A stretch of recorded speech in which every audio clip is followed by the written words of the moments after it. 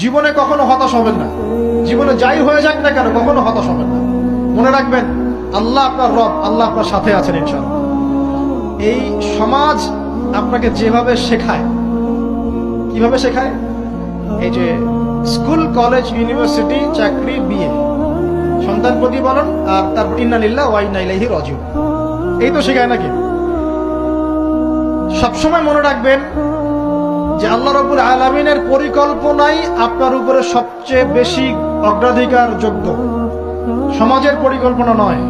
পরিবার আপনাকে চাপ দিচ্ছে, চাকরি পাস না, পড়াশোনা করিস না, হ্যাঁ পড়াশোনায় কেন তুই 80 নাম্বার পাইলি না, কেন চান্স পেলি না, কবে চাকরি পাবি, কবে আমাদেরকে দেখবি, খাওয়াবি, পড়াবি, এই যে চাপগুলো চারপাশ থেকে আসে কিনা, এতে করে অনেক যুবক দেখা যায় মাদকাসক্ত হয়, অনেকে দেখা যায় আত্মহত্যা করছে ইদানিং, করছে কিনা ভাই? এই শব্দটা থেকে আমি এই পয়েন্টটা আজকে লিখেছিলাম যে ভুলেও আল্লাহর প্রতি বিশ্বাস এবং তাওয়াক্কুল হারাবেন না। সমাজ যেভাবে শেখায়, সমাজ চারপাশে যে চাপ আপনাকে দিচ্ছে, এই চাপে নিজে গা ভাসিয়ে দিবেন না। আপনি আল্লাহর কাছে দোয়া করবেন, আল্লাহর কাছে পথ চেয়ে নিবেন এবং আল্লাহর প্রতি তাওয়াক্কুল ভরসা করবেন, কখনো আত্মহত্যার পথ বেছে নিবেন।